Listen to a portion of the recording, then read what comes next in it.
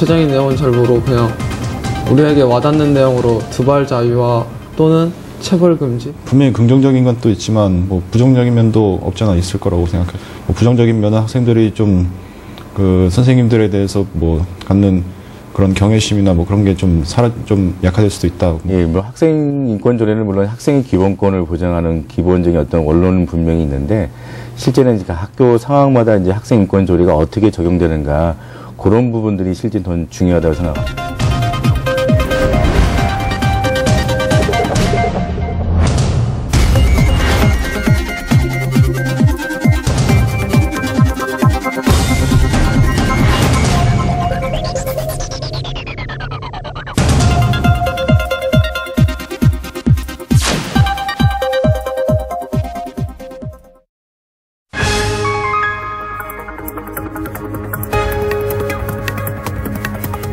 네, 시청자 여러분 안녕하십니까. TBS 교통방송이 마련하는 색다른 토론 설전 오늘 순서 시작하겠습니다. 오늘의 주제는 앞서 보신 대로 학생 인권 조례입니다. 학생들의 인권을 보호하자는 취지에서 마련된 학생 인권 조례. 그러나 논란 속에 이제 발효 1년을 맞았습니다. 현재 전국 시도 16곳 가운데 학생 인권 조례가 시행되고 있는 곳은 서울과 경기도 그리고 광주광역시 3곳입니다만 아직까지 학교 당국에서의 그 혼란은 그치질 않고 있는 그런 느낌입니다.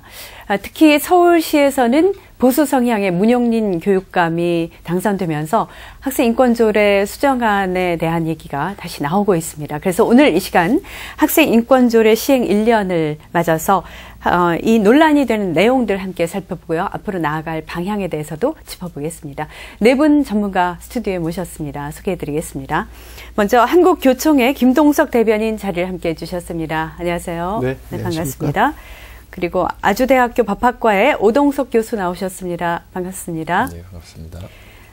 대방중학교의 이창희 교무부장 나오셨습니다. 안녕하십니까. 네, 반갑습니다. 그리고 참교육을 위한 학부모회 장은숙 전 회장께서도 자리를 함께 해주셨습니다. 안녕하세요. 네, 안녕하세요. 오늘 모두 좋은 말씀 부탁드립니다. 저희 색다른 토론 설전 이 시간은 실시간으로 함께 참여하실 수 있습니다.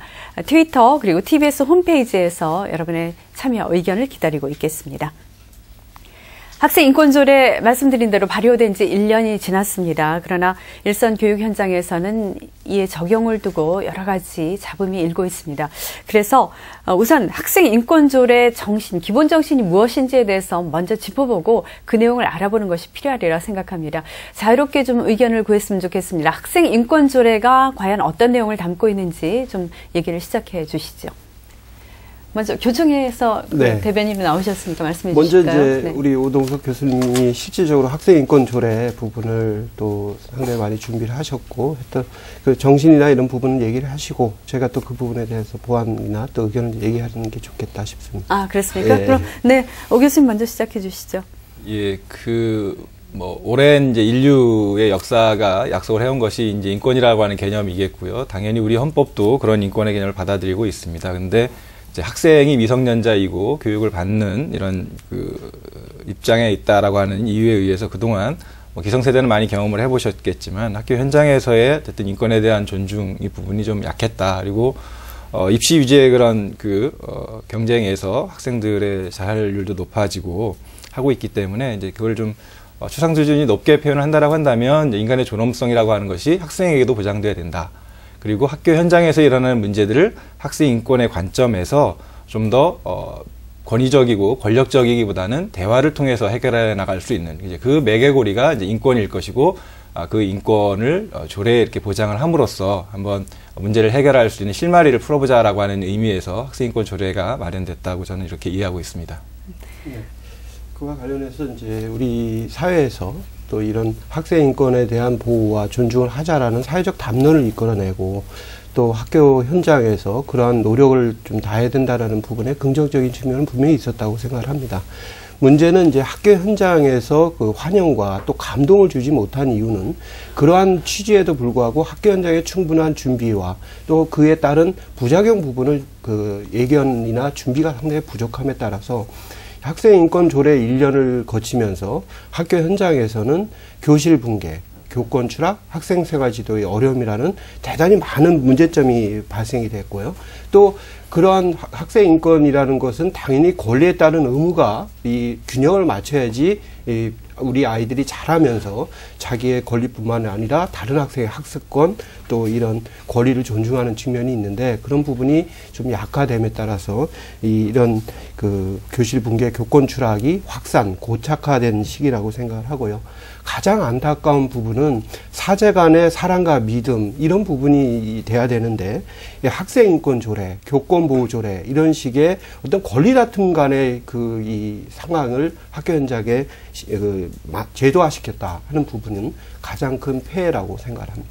지금 두 분께서 얘기를 하시는 내용이 논란의 내용으로 다시 들어가 버렸는데 기본 정신에 대한 내용을 좀 다시 짚어봤으면 좋겠습니다. 말씀하신 대로 인권에 대한 인간의 존엄성을 바탕으로 한 인권에 대한 내용이 담겨져 있는 것이고 그러나 이제 지금 대변인께서 말씀하신 대로 학교 현장에서 그것이 제대로 시행되지 못하는 여러 가지 문제가 있다는 얘기인데 그에 보태서 또 하실 말씀이 있습니까? 네. 지금 이제 학교 현장이 붕괴되고 교권이 추락했다 이런 말씀을 하셨고 준비가 되지 않은 상황에서 급박하게 시행하다 보니까 여러 가지 문제점이 일어났다 얘기하셨는데 그 부분은 일정 정도 저는 인정한다라고 봐요. 그렇지만 우리가 왜 학생 인권 조례를 제정하게 되었는지 그 정신을 되살펴 본다면 수십 년간 학생은 매를 들어서 가르쳐야 된다. 때려서라도 우리는 교육해야 된다. 이런 인식들이 고착화되어 왔던 거예요.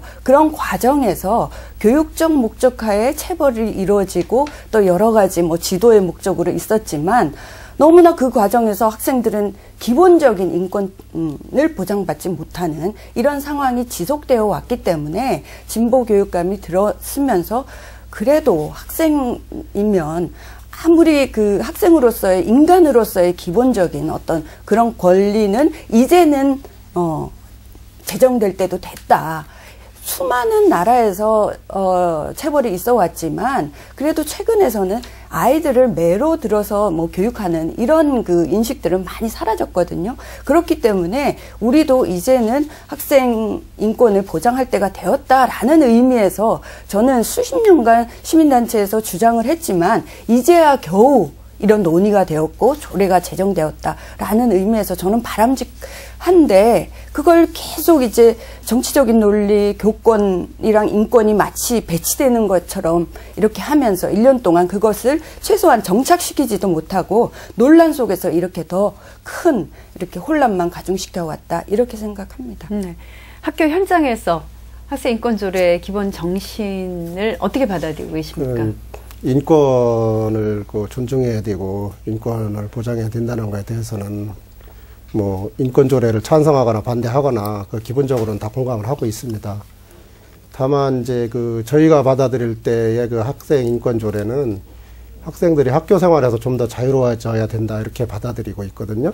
근데 그와 관련이 별로 없는 예를 들어서 임신 출산의 자유라든가 또는 동성애 가능성 등이 있다고 이제 해석을 하는 부분이 좀 무리가 있다고는 하는데 이제 그런 부분도 있고 실질적으로 이런 부분들이 학생 인권 조례에서는 허용이 돼서 학생들이 인권을 보호받게 되겠지만은 학부모의 입장에서 본다면 그 부분에 대해서 학부모들이 과연 학교에서 인권 조례 이런 게 들어가 있는데 그 부분이 맞다고 생각을 할지 그 부분이 상당히 우려스럽고요.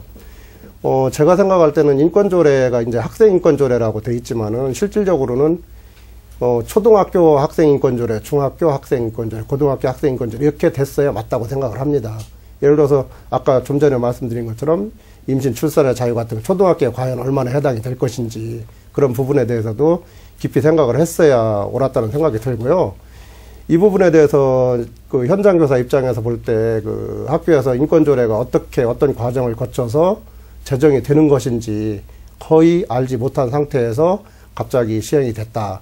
또 아까 말씀하신 것처럼 체벌금지 문제도 전혀 공감대 없이 갑자기 그냥 딱 던져진 거기 때문에 학교에서 어떻게 할 수가 없는 그런 상황이 됐었고요. 또 체벌금지에 대해서는 아까 많이 인식이 바뀌었다고 하지만 제가 볼 때는 물론 인식이 바뀐 것도 많이 있지만 인식 변화보다는 이런 분위기에서 체벌을 했다면 큰일 나겠다 이런 생각 때문에 훨씬 더 많이 줄어들지 않았나 그런 생각이 듭니다. 네, 그러니까 현장의 목소리도 전해주셨는데 지금 내용을 아무래도 좀 정리를 하고 넘어가는 것이 좋겠습니다. 학생 인권 조례가 과연 어떤 내용을 담고 있는지에 대해서 궁금하실 분들을 위해서 잠깐 정리를 해보면 이런 것들입니다. 예를 들어서 체벌, 따돌림 등 모든 물리적 폭력으로부터 자유로울 권리, 임신, 출산, 성적 지향을 이유로 처벌받지 않을 권리, 복장 두발 등 용모에 있어서 개성을 실현할 권리, 그리고 집회 자유, 학생의 휴대전화 소지 허용, 특정 종교 강요 금지, 또 특별한 이유 없는 소지품 검사 금지 같은 내용들이 담겨 있습니다. 그러니까 예전에 오래전 우리 학부모 세대에서는 당연하게 여겨졌던 많은 부분, 그러나 불합리한 부분을 많은 부분 자유롭게 허용한 것이 눈에 띈다고 볼 수가 있겠습니다. 그런데 지금 논란이 사회적으로 많이 되고 있다고는 하지만 실제로 학교 현장에서는 학생들이 과연 이 내용을 많이 알고 있는가에 대한 조사에서 그렇지 못하다고 대답한 걸 많이 볼 수가 있습니다. 예를 들어서 서울시 교육청 학생참여단이 지난해 10월부터 한 달간 서울 지역 학생 350여 명을 대상으로 실태 조사를 했는데 6대4 정도로 잘 모르겠다. 그러니까 60% 정도가 이 조례를 잘 모른다고 답한 학생이 많았다고 합니다. 왜 이렇습니까? 이렇게 사회적으로 논란이 많은 그런 내용인데 학교 현장에서는 왜 아이들이 잘 모를까요? 저는 이 학생 인권 조례가 아이들에게 굉장히 자기에게 직접적인 어떤 내용이기 때문에 일단 학생들이 바로 알아야 된다. 그렇지만 이것을 제대로 배울 기회가 없었다라는 것이고요. 저는 학생들이 이것을 제대로 배웠다라고 한다면 저는 지금과 같은 혼란은 훨씬 더 줄어들 것이다 라고 보고요. 또 하나는 여태까지 체벌로 아이들이 통제와 권위에 익숙한 어떤 수동적인 인간으로 자라났다면 이 인권 조례에 담는 내용은 조금 더 주체적인 학생으로서의 자기 권리를 찾는 거다. 말하자면 자기의 인권이 중요하면 옆에 친구의 인권도 굉장히 중요하다라는 것을 가르치는 것이 기본으로 담겨져 있거든요. 그런데 마치 이런 것은 다 수면 아래로 숨어들고 마치 아이들이 학생인권 조례가 제정되면 마음대로 자기 할 거 권리 찾아가서 선생님 말씀도 안 듣고 무슨 학교 자치도 무시해버리고 이런 식으로 계속 논란이 되다 보니까 학생들이 제대로 인권에 대한 의식조차도 깨우칠 수도 없었고 그 내용도 바르게 전달된 기회도 없었다. 저는 이렇게 생각합니다. 저는 좀 다른 해석을 하는데요. 그럼 정확하게 하셔야 됩니다. 학교 현장 어렵습니다. 정규조 교사 선생님들도 정규조 서울 지부장조차도 방송 토론에서 그렇게 인정을 하시더라고요. 학생들이 왜 모르겠습니까? 60% 넘게. 우리 아이들 대다수 아이들은요. 학칙이 있든 조례가 있든 그거 상관없습니다. 그냥 열심히 잘하고 착하고 자기를 알아서 다 하기 때문에 그 내용을 알 필요도 없었던 겁니다. 그게 제일 중요한 알아야죠. 부분이고요. 알아야 되는데도 불구하고 자기 스스로 권리와 의무를 다하는 아이들이 그만큼 많다는 겁니다. 자꾸 체벌 얘기하시는데요. 저희들은 과거식에 신체나 도구를 위한 체벌 분명히 하지 말아야 된다고 늘 주장을 합니다. 그렇지만 자기가 다른 학생들의 수업을 방해하고 떠드는 부분에 대한 선생님 정당한 생활 지도를 거부하는 학생들은 다른 학생들의 학습권과 교사의 교권을 위해서 그에 합당한 벌은 분명히 줘야 된다. 과거식에 진짜 신체나 도구를 위한 체벌 부분은 하지 말지만 학생으로서 잘못한 학칙을 어기고 수업을 방해하는 부분은 벌을 줘야 되는데 그 간접 벌 부분조차도 학생인권 조례에서는 금지를 하고 있습니다. 그러다 보니까 내가 학칙을 어기고 수업을 방해해도 다른 학생들의 수업을 방해해도 나는 선생님은 나를 어찌할 수 없는 존재구나라는 해방감을 가지는 문제 학생들이 늘고 있고 또 그런 학생들을 보면서 선생님들은 무력감을 느끼는 겁니다. 이런 해방감과 무력감의 갭이 벌어지게 되고 문제 행동 학생들이 늘어지게 되면 그 대다수 아이들 그냥 열심히 공부하고 잘하는 아이들 부분에 대한 학습권은 과연 어떻게 보장해 줄 것이냐 하는 문제를 저희들은 걱정을 하는 것이고 이런 부분이 계속 확산되고 있고 고차가 되고 있다. 이 부분은 분명히 바로잡아야 된다는 말씀을 드리고요. 한 가지만 더 좀 말씀을 드리면 아까 말씀하신 것 중에 복장하고 두발 자유화 부분은 저희들 안 해봤습니까? 80년대 일률적으로 군사 독재 시절에 했습니다. 근데 학부모들이 원해서 다시 돌아왔어요. 왜냐? 두발 복장 자유화를 했더니 빈부격차라든지 또 아이들 부분에 학부모들 부담이 있기 때문에 다시 교복 세대 부분으로 돌아왔단 말이죠. 이런 부분이 단지 인권적 보편적 가치로 접근할 부분은 아니라는 부분도 좀 강조하고 싶습니다. 예, 아까 제가 이제 인권조례 가치에 대해서 말씀을 드리면서 이제 대화에 의한 해결 방법이라 말씀을 드렸잖아요. 근데 학생 인권조례를 안다라고 하는 것이 우리가 이제까지 배운 교육에 따르게 되면 조문을 단지 아는 것, 이런 것의 의미가 아닌 거겠죠. 그러니까 인권조례가 정착이 되고 시행이 된다라고 하는 것은 단순히 이런 내용이 무엇인가를 아는 것에 그치질 않고 실질적으로 학생들이 피부로서 느껴지고 또 그런 것에 대한 대화들이 계속 시행이 되어야 되는데, 물론 여러 가지 이유가 있겠죠. 조례가 이제 시행된 지 이제 1년밖에 안 됐기 때문에 교육을 담당해야 되는 어떤 기관도 조례가 생겨야지 비로소 마련될 수 있을 거겠고요.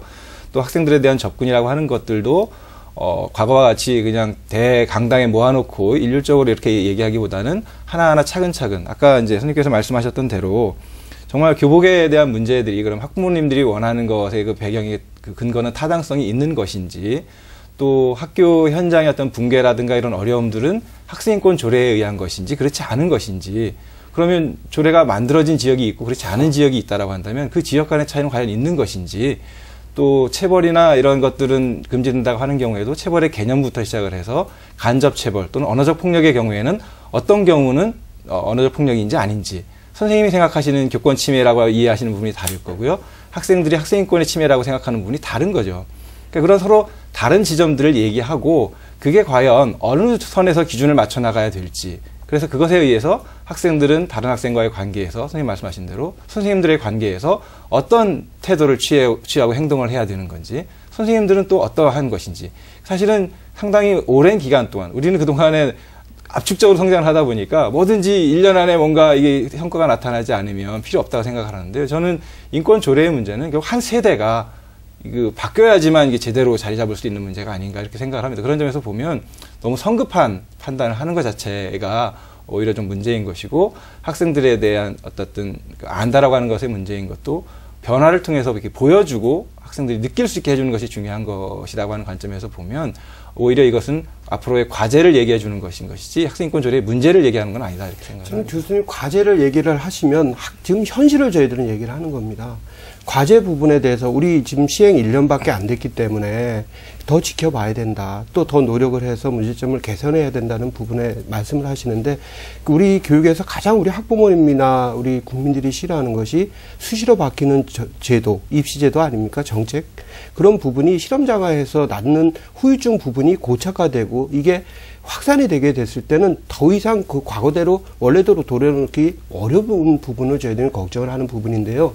너무 긍정적인 전망 부분이나 바람직한 방향 부분을 얘기를 하십니다. 문용린 교육감께서 지난해 광명 교육감이 이 학생인권 조례를 핵심적으로 추진했다가 이제 재선거를 했지 않습니까? 서울 시민의 54.1%, 그 다음에 25개 선거구에서 모두 문용린 교육감이 학생인권조례의 즉각적인 수정을 공약을 건 문용린 교육감이 당선을 됐단 말이에요.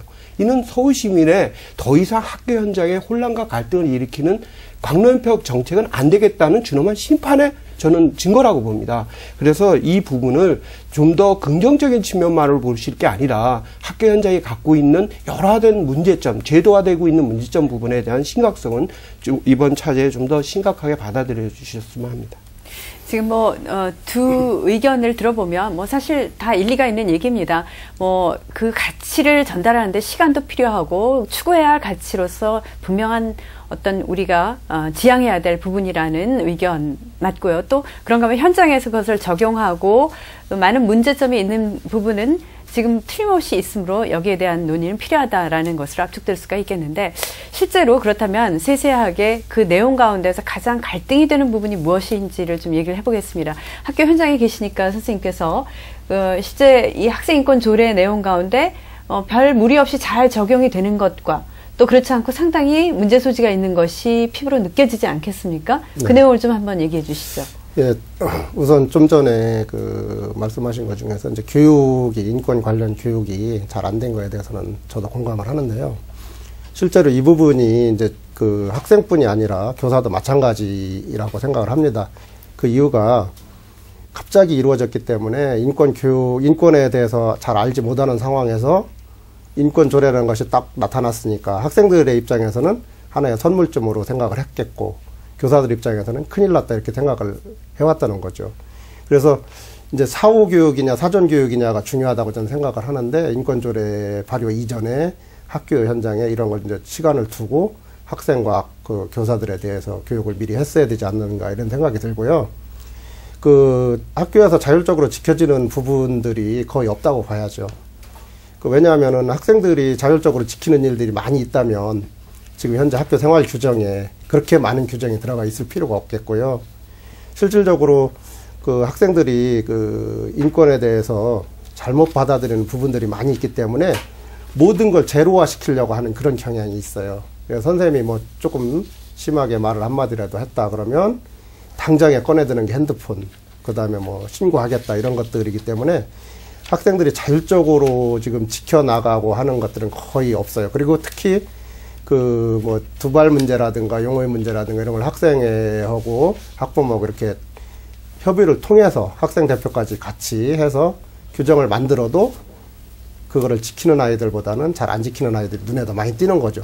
실질적으로 지키는 아이들이 더 많은 건 사실이지만 눈에 띄는 것은 그 안 지키는 아이들 때문에 항상 문제가 발생을 하는 거기 때문에 그런 아이들이 굉장히 많이 발생을 한다는 것은 그 자율적으로 지키는 경우보다는 그렇지 않다는 경우가 많다는 얘기. 그러니까 결국은 이 인권 조례의 문제가 아니라 사실은 그 부분은 학생 개개인의 문제라고 생각이 듭니다. 그러니까 학생 생활지도 규정에서 다루고 있는 내용을 인권조례에서 이건 아니기 때문에 안 된다 이런 생각을 가지고 학생들이 이야기하는 경우가 상당히 많습니다. 여기서 학교 현장에서 잘 지켜지느냐 아니냐라는 질문을 하셨는데 물론 안 지켜지는데도 혼란스러운 데도 많으리라고 생각합니다. 그렇지만 정착화되어 가는 학교들도 분명히 있고 제가 서울형 혁신학교 몇 군데를 이제 학부모 모임 방문을 한 적이 있어요. 그런데 거기 아이들이 용의 복장 규정이 자유로워요. 그거는 교복을 안 입겠다라는 것이 아니라 교복을 입되 아이들이 규정을 했고 머리 스타일도 귀밑 몇 센치가 아니라 자유롭게 했어요. 그리고 그 중에서 딱 보니까 염색한 애가 하나 있었거든요. 남자애가. 근데 선생님, 교장 선생님한테 제가 여쭸어요. 선생님 이렇게 용의 복장 머리도 두발 자유라 됐는데 왜 염색한 애가 한 명밖에 없죠?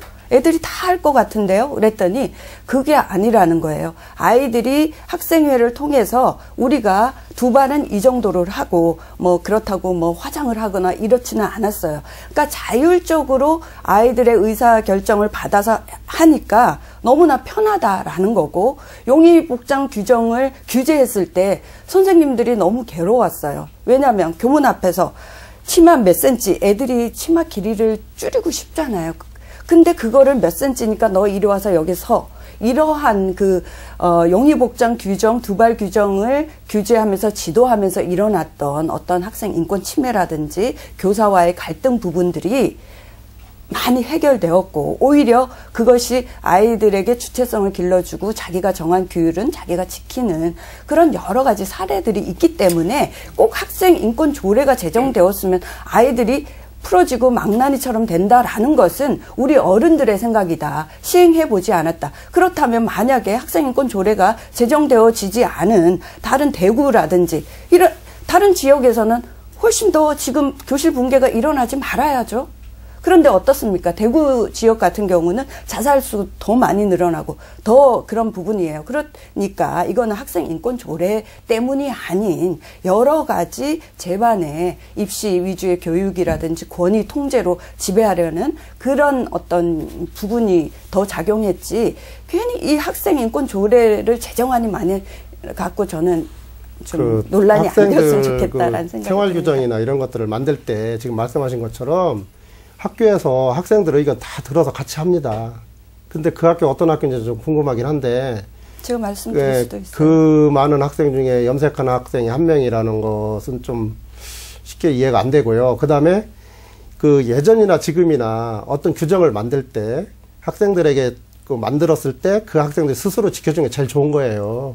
그렇잖아요. 우리가 생활지도를 하면서도 학생 스스로 느끼고 배우고 하면서 아이들이 변해가는 게 제일 좋은 건데 이 학생들이 중학교 학생들만 같아도 미성년자거든요. 아이들이 많은 학생들이 그렇게 하지만 실제로 눈에 띄는 것은 그렇지 않은 아이들이 많이 눈에 띈단 말입니다. 그 예전에도 그랬고 지금도 마찬가지인데 그러면 저희가 교사들이 학교에서 수업을 하면서 이거는 뭐 진보 성향 교사나 뭐 보수 성향 교사나 똑같은 경우입니다. 최근 2, 3년 사이에 굉장히 학교 현장이 어려워졌다. 이거를 피부로 느끼고 있거든요. 그 부분에 대해서는 어떻게 생각하세요? 그거는 교육적으로 저는 그 간접 체벌, 아까 교육적인 벌까지 없애서 애들을 어떻게 지도하느냐 이런 우려를 하셨거든요. 근데 학생인권 조례에 어떤 벌을 없애지는 않았어요. 그건 구체적으로 보면 어떤 간접 체벌도 아이들에게 신체적인 고통을 주는, 즉 말하자면 빽빽이라고 하는 그런 애들 뭐를 안 해왔을 때 쓸데없이 이거를 몇십 장씩 이렇게 계속 쓰게 하는 이런 벌이라든지 이런 것들은 아이들에게 고통만 줄 뿐이지 어떤 자기 반성의 기회를 삼는 그런 벌은 아니거든요. 그런 벌이라든지 여러 가지 해병대식 같은 아이들을 계속 뛰어가서 왔다 갔다 하는 것을 1등이면 너는 제껴놓고 그 다음에 애들 뛰어가라. 그런 체벌, 간접 벌이죠. 이런 것을 없앤 것이지 아이가 잘못했을 때 그 부분을 당연히 지적해주고 고쳐주는 것이 교사의 의무죠. 그렇죠. 그건 이제 예전에도 그렇죠. 다 그렇게 네, 지적을 하고 그랬습니다. 지도를 했단 말입니다. 근데 네. 인권조례 나오고 체벌금지 내려지면서 복도에 세워놓기, 교실 뒤에 세워놓기 이거 있잖아요. 많이 들어보셨죠? 네. 아이들을 교실 뒤에 세워놓고 복도에 세워놓으면 어떤 일 발생할 것 같습니까? 학교에서. 그 아이가 진짜 복도에 서가지고 내가 잘못했으니까 반성해야지. 교실 뒤에 의자 앉혀놓고 하면 반성해야지 하겠습니까? 하는 아이도 물론 있겠죠. 있는데 실제로 복도에 이제 이 반에서 한 명, 저 반에서 한 명 나오면 거기서 같이 놀아요. 그러니까 그거는 벌을 빙자한 교육적인 어떤 처벌이 아니다라고 봐요. 애가 왜 거기 가서 벌을 서게 되는지 그 원인과 이유를 따져서 네. 그 아이에게 맞는 조언을 해주는 것이 저는 교육적이라고 생각해요. 네, 맞아요. 애가 네. 만약에 지각을 계속 지속적으로 하는 애가 있어요. 그러면 지각을 했으니까 너는 몇 대 맞아 아니면은 저기 서 있어라는 것보다 지각한 것을 천천히 들여봤더니 그 아이가 지각할 수밖에 없는 고착적인 어떤 현상이 있었어요. 그거는 뭐냐면 애가 동생 밥을 해 먹여서 학교에 와야 되는 경우 조선부모라든지 이런 어려운 상황이 있었단 말이에요. 그럴 때 선생님이 예전에는 몰랐을 때는 애를 벌을 세웠대요. 그렇지만 그 사정을 알고 상담을 통해서 얘가 이런 경우였구나. 그래, 그러면 너가 어느 정도 지각하는 거는 인정을 해주겠다. 그렇지만 앞으로 선생님과 약속을 해서 이런 부분들은 개선해 나가자. 그리고 걔를 믿어주고 선생님이 지도했을 때는 아이가 그 행위가 네. 교정이 되는 거예요. 그런 식의 어떤 교육 지도가 있어야 된다라는 얘기죠. 그러니까 지금 시각이 사실은 크게 달라 보이진 않습니다. 정당한 생활 지도는 당연히 교사로서 해야 되는 부분이고 그것이 잘 이루어지도록 하는 것이 이제 인권조례 정신이다라고 보는 것인데 현장이 그러지 못하다는 그러한 실증적인 얘기를 하고 계신 거죠. 네. 그런데 과연 듣는 저희들로선 현장에서 그래도 학생 인권조례 시행 이후에 긍정적인 변화가 한두 가지가 없겠습니까? 그런 변화도 좀 알고 싶고요. 또 더 나빠진 부정적인 사례도 있을 수 있겠죠. 그 얘기도 좀 허심탄회하게 들어봤으면 좋겠습니다. 일단은 긍정적인 것부터 좀 해보시죠. 긍정적인 부분은 아무래도 이제 선생님들께서 과거에 저희들도 이제 97년부터 전국 학교에서 그 학생 인권 특별 수업을 이제 전국 단위에서 저희들이 처음으로 계속 해왔습니다. 근데 그런 부분이 많이 좀 개선되고 또 학교 현장의 인식 변화가 되지 않은 부분이 학생 인권 조례 이후에 어쨌든 선생님들이 느낄 때 그런 과거식의 어떤 지도나 이런 부분에 따른 이제 행정적인 벌이라든지 또 학생들이 또 경찰이나 국민 생활 이런 쪽에 이제 고소고발하는 사례가 있으니까 아무래도 선생님들이 그런 측면에서의 생활지도 부분이 과거식의 고압적인 부분에서 많이 변화된 부분은 어떻게 보면 긍정적으로 평가할 수 있다고 보여지는데요. 저는 장훈숙 회장님 말씀하신 부분에 답이 있다고 봅니다. 아까 혁신학교 하나의 사례 부분을 말씀을 하시고 또 지각하는 학생들 사례 부분이 있는데 이제 우리 지금 여기 토론 부분은요.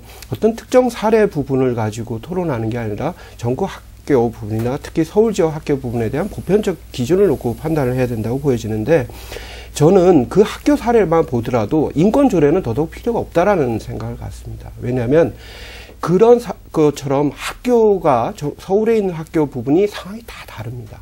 그러니까 어떤 학교 애들은 인권조례든 학칙이든 그런 부분에 크게 구애받지 않고 자기 스스로 할 수 있는 그런 판단력과 능력이나 또 이런 아이들이 있다는 거죠. 그 반면에 문제행동이 많은 학교 같은 경우는 거기에 맞는 좀 타이트한 학칙 부분이 있어야 된다. 기준이 있어야 된다는 부분이 천차만별인데 학생인권 조례는 어떤 탑다운 방식으로 어떤 기준을 모든 학교에 일률적인 강요를 한다는 거죠.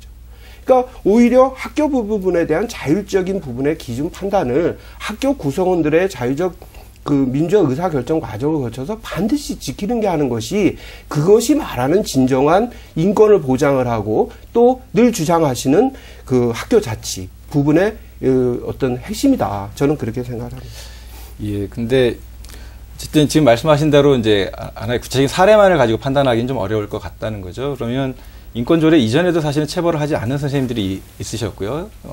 그렇지 않은 선생님도 계시고 또 인권조례 이후에도 체벌을 여전히 하시는 분들도 있으신 거죠. 그리고 사실은 학생인권을 바라보는 학생의 관점과 교사의 관점이 다른 거죠. 선생님들은 이제 좀 많이 좋아졌다라고 보는 반면에 학생들은 여전히 아직 학생인권에 갈 길이 멀다라고 판단하는 점에서 그런 좀 다양한 관점이라고 하는 것들을 교사의 관점이 아닌 학생의 관점에서 좀 보자라고 하는 게 학생인권 조례의 의미가 하나일 것 같고요. 또 하나는 이제 선생님들도 뭐 여러 이제 다양한 의견들을 말씀하시는데 그 중에 하나는 이제 오히려 예전에 이렇게 많이 신경 쓰던 규제의 부분, 두발이나 용모에 대해서 일일이 간섭하는 것에서 벗어나서 오히려 좀 홀가분하게 접근할 수 있다라고 하는 분들도 있고요. 또 이런 가치에 대해서 좀 더 얘기할 수 있는 기회를 가졌다라는 분들도 있습니다. 이게 이제 긍정적인 부분이라고 저는 생각이 들고요. 말씀하신 대로 학교의 자율성 부분을 얘기하시는데 그건 이제 기본적으로 법이 가지고 있는 속성이라고 하는 것이 예를 들면 형법이라고 하는 것이 모든 국민을 대상으로 하고 있지만 범죄자에게만 적용이 되는 거지 않습니까? 이게 학생인권 조례라고 하는 것은 가장 기본적인 기준선이 되는 거죠. 그래서 그것보다 좀 예를 들면 체벌 문제라든가 이런 것들에 대한 한정한 기준을 정해놓는 것이고 그것이 자율적으로 잘 알아서 잘 운영될 수 있다라고 한다면 이제 그 부분에 대해서 굳이 인권 조례가 개입할 문제가 아닌 거고요. 사실은 또 체벌이 현실적으로 일어나고 있다고 하더라도 인권 조례는 인권 교육이나 아니면 권고 이런 걸 통해서 해결하지 오히려 마치 그 교육의 과정에서 학생들을 체벌하거나 징계하는 것과 마찬가지로 교사들에 대해서 징계를 하는 방식으로 지금까지 그런 경우는 없었다는 거죠. 그런 점에서 보면 잠깐만요. 그래서 그런 점에서 좀 말씀을 드릴 수 있을 것 같고요. 또 하나는 이게 이제 민주주의하고 이제 인권의 문제가 그 추상적으로 얘기될 수 있는데 그럼 많은 사람들이 원하면 인권이라는 기준이 그럼에도 불구하고 지켜져야 된다라고 하는 게 인권이라고 하는 거죠. 그러니까 어떤 한 아이에 대해서 어쨌든 나쁜 행위임을 알면서도 그 다수의 학생들이 왕따를 시키고 있다라고 한다면 그 다수가 그런 생각을 가지고 있기 때문에 그것이 정당화되거나 옳다라고 하는 것이 아니고 그럼에도 불구하고 그 한 사람의 인권이 소중하게 지켜져야 된다라고 하는 관점. 그러니까 한 사람의 인권 또 소수의 관점이라고 하는 것이 인권의 어쨌든 그것이 모든 걸 다 규율하는 건 아니고요. 그걸 최소한 고려를 해야 된다라고 하는 것이 인권이라고 하는 관점을 좀 기본적으로 좀 그 틀 속에서 좀 같이 얘기를 하면 우리가 좀 많이 오히려 더 좀 그 공감할 수 있는 부분이 많지 않을까 저는 이렇게 생각합니다. 저는 학생인권 조례를 교사적 시각에서 접근을 한다. 학생적 입장에서만 보라는 부분도 저희들은 교사가 왜 존재합니까? 교사의 교권을 이야기하는데 교권은 크게 두 가지입니다. 티처스 라이트, 교사 개인의 권리가 있겠고요. 인권입니다. 그다음에 티칭 라이트입니다. 티칭 라이트는 학습권입니다. 그거는 교사의 존재 이유는 학생들을 위해 존재하고 학생들의 학습권을 보호하기 위한 건데 또 국민에게 부여받은 교육을 다 할 권리 부분이 있는데 그러한 여건과 환경 부분을 조성을 해줘야 되는 게 국가의 의무고 법 제도의 의무인데 그게 지금 안 되고 있다. 그런 어려운 부분을 호소를 드리는 것이고요. 또 한 가지 제가 말씀드리는 거는 그 학생인권 조례가 교사의 이런 생활지도권을 옥죄고 있다는 사례가 전혀 없다라고 얘기를 하는데요. 전국에서 크게 문제가 됐던 부분이 지난해 다른 아이의 휴대폰을 뺏어서 수업 시간에 큰 동영상을 통화를 했습니다.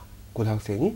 그래서 그 선생님께서 그 아이를 불러다가 너 그렇게 하면 되느냐? 왜 다른 아이 휴대폰을 뺐느냐 하고 했더니 아주 그냥 그 불손한 언행을 해서 엎드려 뻗쳐를 3초를 시켰습니다. 그 역시 선생님도 개별적 사례. 아니 개별적인 사례인 부분인데 이러다 그 학생을 학생인권 조례를 가지고 행정적 벌을 내렸단 말이에요. 징계를. 그러다 보니까 경기도 관내에 학생인권 조례가 처음 시작한 곳이 바로 경기도 아닙니까? 그런 부분이 많이 보도가 되니까 그걸 접한 교사들 입장에서는 아 이런 문제 행동 학생 부분에 대한 이러한 벌조차도 거기가 학칙에 분명히 그런 부분을 할 수 있도록 돼 있음에도 불구하고 상위 조례를 근거해서 그 교사를 징계를 했단 말이죠.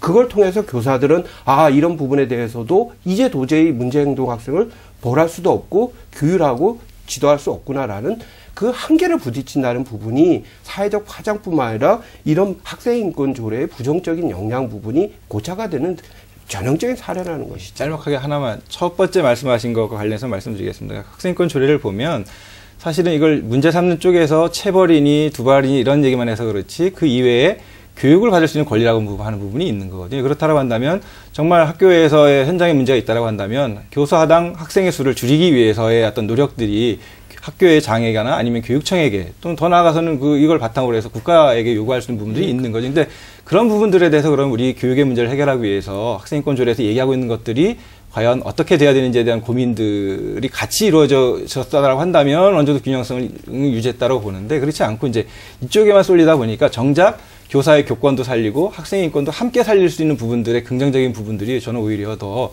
좀 이렇게 소외되지 않았나 이렇게 생각합니다. 좋습니다. 그러면 지금 얘기가 많이 나온 부분들을 중심으로 하나하나 다시 얘기를 진행해 보는 것이 좋겠습니다. 교권에 대한 얘기 많이 나왔습니다. 실제로 그 학생들의 인권만큼 또 교사들의 교권 상당히 중요한 부분인데 이 부분에 대해서 사실 트위터에서도 찬반 논란이 많은 것 같습니다. 예를 들어서 찬성하는 측에서는 학생 인권조례 1년 조례에 따라서 학칙을 개정한 학교는 거의 없고 교사, 학부모, 학생들은 조례 내용도 제대로 알지도 못하는 상황, 이 제대로 시행되지도 않은 조례가 학교 붕괴, 학교 폭력, 교권 추락의 원인이라고요? 하고 이렇게 그 학생 인권조례에 대해서 반대해서 안 된다는 그런 얘기를 주시는 분이 있는가 하면 또 반대하는 분은 이렇습니다. 학생 인권조례에 대한 인식 부분을 보니 그것 때문에 교권이 더 무너졌다고 생각하는 애들이 절반이 훨씬 더 넘더라고요. 교사가 아닌 애들의 인식이 이런 게 현실입니다. 이렇게 그 일반인 인식도 나뉘어져 있습니다. 그렇다면 실제로 교육 현장에서 학생인권 조례 시행 이후에 교권이 추락하는 사례가 많이 늘고 있습니까? 어떻습니까? 이 문제에 대해서 좀 제대로 짚어볼 필요가 있는 것 같습니다. 양측에서 다 같이 이제 실제 예를 들 수도 있을 것 같은데요. 교권 추락. 네. 제가 지금 교육 경력 25년이 좀 넘었는데, 예전에는 아이들한테 이야기를 했을 때 욕설을 듣는다는 건 상상을 못하고 살았습니다. 근데 최근에 한 2년 요 정도에는 저도 욕설을 들은 적이 있고요. 요즘에는 선생님들이 또 자존심이 강한 그런 집단이기 때문에 교실에서 아이들한테 욕을 먹는다든가 이렇게도 서로가 이야기를 잘 안 합니다. 아이들을 통해서 듣는 경우가 많이 있거든요. 근데 최소한 학교에서 선생님들이 볼 때 피부로 느낄 수 있다는 것은 어쨌든 그 인권조례 때문에 꼭 100% 그것 때문이라고 이렇게 이야기하지 않더라도 분명히 변했던 것만 사실이고요. 또 인권조례에 대해서 이제 말씀하시는 분들께서는 그게 시대적 변화다 이렇게 얘기를 하거든요. 근데 제가 가만 생각을 해보면 그 1, 2년 사이에 시대적 변화가 그렇게 크게 변화할 만한 이슈는 없었다고 생각이 들거든요. 근데 과연 이 아이들이 선생님들이 지도를 했을 때 욕설을 한다든가 또는 선생님들이 협박을 한다든가 이런 일들이 정말 그 인권조례와 관련이 없는지 그 부분이 상당히 좀 지금도 궁금하고요. 특히 이제 책임 소재를 얘기하시는 분들도 있긴 있는데 그 명퇴하시는 선생님들 상대로 조사를 했는데 70%가 학생 지도에 어려움을 겪어서 명퇴를 한다 이렇게 대답을 했답니다. 실질적으로. 그렇다면 그 전문가분들이 볼 때는 이렇게 하면 되고 저렇게 하면 되고 물론 저희들 다 공감합니다. 하지만 실제 학교에서 벌어지는 일들은 그게 아니거든요. 상상을 초월할 정도로 일이 발생하는 곳이 학교입니다. 아이들이 학교 현관문 유리문 때려 부순다고 생각해 보신 적 있어요? 없으시죠? 아이들이 그 화장실에 좌변기 있는 거 그거 이렇게 쓰러켜가지고 버리 못 쓰게 만든다고 생각 안 하시잖아요. 절대 그런 일 없거든요. 집에서 생각하시면. 그런 일들이 발생하는 곳이 학교이기 때문에 이 인권조례와도 직접 100% 연관은 아니더라도 연관이 있다 저는 이렇게 보거든요. 체감하신다는 네네. 그런 주장이시고요. 네. 저는 과연 이것이 학생 인권 조례 때문인가라는 질문을 먼저 드리고 싶고요. 그리고 그 2007년도에 교총이 학생 생활 지도 개선을 위한 법령 개정안을 발의를 했어요. 이거는 뭐냐면 그 당시에도 교권이 심각하게 침해되고 있다. 교권이 추락하고 있다. 그렇기 때문에 최소한 학생 생활 지도 개선안이라도 법령으로 만들자라고 제안을 하셨어요. 그 부분이 있었기 때문에 과연 이것이 지금 현재 학생 인권 조례 때문인가 이라는 거는 아닌 거고요. 저는 아까 학생 인권 조례의 긍정적인 부분을 한 가지 말씀드리자면 인식 개선을 위해서 정말 그 아이가 뒤집어버리고 아까 화장실 뭐 이런 잘못 그리고 어떤 여선생님 가녀린 여선생님 있으면 그 앞에서 애가 힘세 권위를 해서 그 여선생님을 오히려 제압하는 그런 아이도 있어요. 그럴 때 과연 인권적인 입장에서 약자는 누군가 라는 거면 그 약자는 선생님이에요. 그 지금 입장에서는. 그렇듯이 인권은 항상 약자의 편에서 얘기를 해야 되는 건데 지금 과연 선생님과 전반적인 보편적인 어떤 인식에 봤을 때 선생님이 강자인가요? 학생이 강자인가요? 저는 학생이 선생님보다 위에 서서 정말 모든 학생들이 그랬을 때는 정말 교권이라는 교권 조례도 좋고 모두 좋다라고 생각이 들어요. 그렇지만 아직까지 우리 현실에 봤을 때는 난리 피우는 학부모도 있지만 그래도 선생님 앞에 서면 작아지는 게 학부모고 더 작아지는 게 학생이라고 봐요. 그래서 약자의 입장에서 저는 인권이 논의되어야 되고 그리고 그 인식을 개선시키는데 이 학생 인권 조례가 교육을 통해서 많이 개선될 수 있다라고 봅니다. 네, 저는 그 교권과 관련해서 강자 약자적 시각 부분에 대해서는 결코 동의할 수 없고요.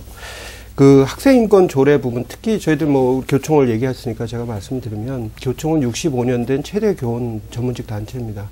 저희들이 유일하게 대한민국에서 65년 동안 매년 교권 실적 보고서를 발표를 합니다. 말씀하셨듯이 교권 침해 사례는 계속 줄기차게 증가했던 부분은 분명하지만 이 국정감사 여야 의원 지난해 국정감사 자료를 보면 학생인권 조례가 교실 붕괴와 학생 생활지도의 어려운 부분에 대한 단적인 증거 부분이 확인을 할 수가 있습니다. 시행 전인 2010년도에 그 교권 침해 건수가 2226건이었습니다.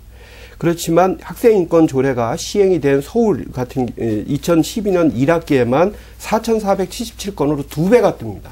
우리 65년 교육 역사상 이렇게 1년 사이에 이 교권 사건 부분이 2배로 폭증한 전례는 찾아보기 어렵고요. 특히 이런 학생인권 조례가 시행이 된 서울이 3,480건입니다. 가장 많습니다. 그 다음에 그 인권 조례를 시행한 경기도가 2등으로 나옵니다. 이 부분은 학생 인권 조례가 교권 사건이나 교실 붕괴 부분하고 인과관계가 전혀 없다라는 주장 부분을 반박하는 부분이고요. 특히 이제 가장 이런 학생 생활 지도와 교권과 민감한 학생 생활 지도 부장들을 대상으로 설문 조사를 한 부분을 보면 73%가 다시는 맞고 싶지 않다. 그리고 학교에 오는 일이 전혀 즐겁지 않고 내가 교사라는 사실을 알리기가 두렵다. 이렇게 그 생활지도 부장들이 말씀을 하신단 말이에요. 이건 엄연한 현실인 겁니다. 결국은 학생인권 조례에 따라서 내가 수업 시간에 손을 듭니다, 아이들이. 선생님, 제가 배고픈데 빵 사 먹고 오겠습니다. 고등학교, 서울 지역에 있는 고등학교에 있었던 사례인데, 그러면 너 수업 끝나고 가라. 저 배고픈데 빵 못 먹게 하면 인권 침해입니다. 이렇게 얘기를 합니다. 그럼 교사는 어떻게 해야 됩니까? 야, 좀 참아라. 그래서 겨우 설득을 했는데 너희들 배고프면 먹고 싶은 게 인권이야 라고 얘기를 하는 아이들이 생긴단 말이에요. 그러면 30-40명의 아이들의 수업과 진로와 학습권을 보호해야 될 교사 입장에서는 너무나 어려운 겁니다.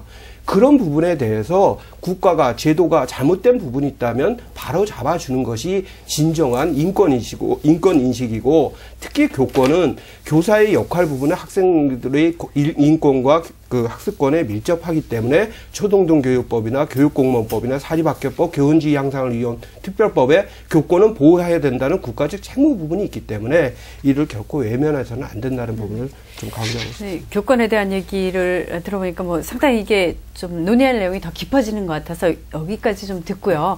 아마 듣는 분들의 그 여러 가지 또 생각들이 다 각기 다른 부분이 있을 거라고 생각이 들고요.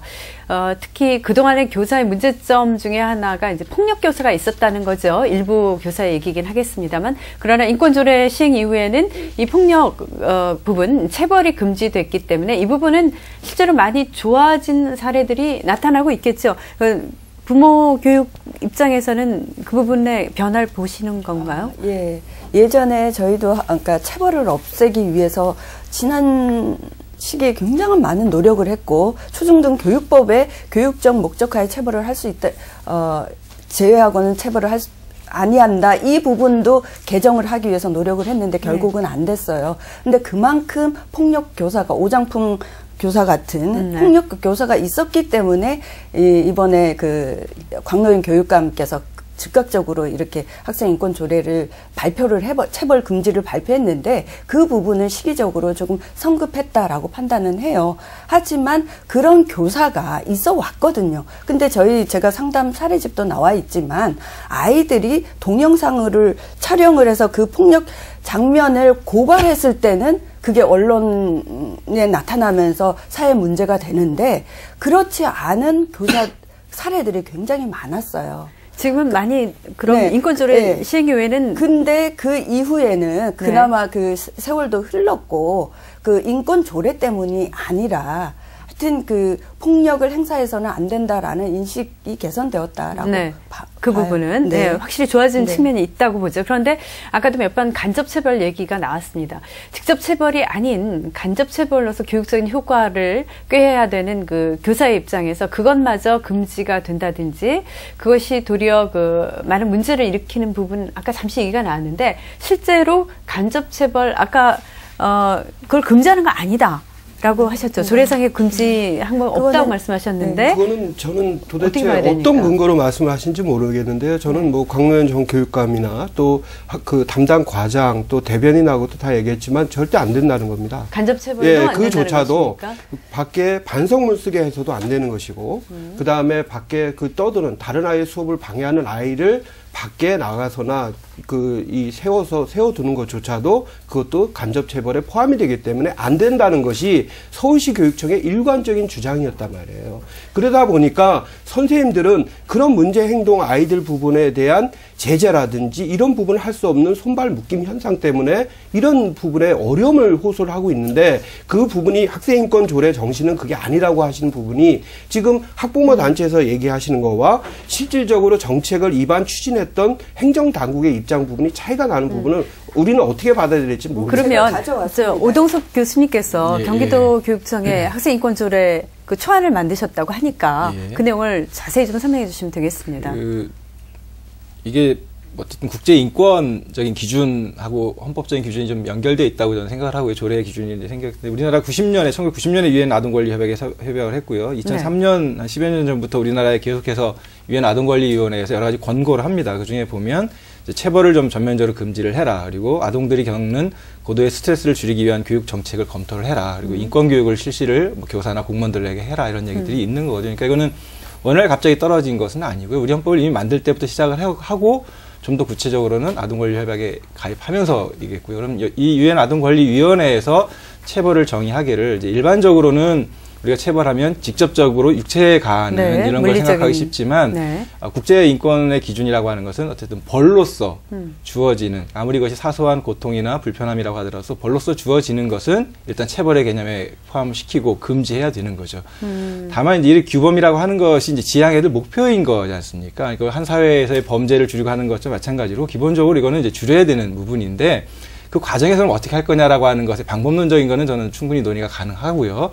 그런 경우에 이제 간접체벌은 원칙적으로는 저는 이제 금지돼야 된다고 보는 거죠. 다만 법을 해석함에 있어서 그러면 이제 이걸 어떻게 접근해 나갈 거냐라고 하는 것의 문제는 좀 더 구체적인 논의는 필요하다. 이제 그 경우에도 예를 들면 뭐 선생님들하고 같이 이렇게 걷는 방법을 취하시는 선생님들도 있으시거든요. 그런 것들도 지나치게 과도한 것이 아니냐라고 하는 것들은 계속해서 논의를 해봐야 되는 문제인 것이지 이거를 일도 양단의 어쨌든 기준을 가지고 이렇게 정하기는 좀 어렵다라고 생각을 합니다.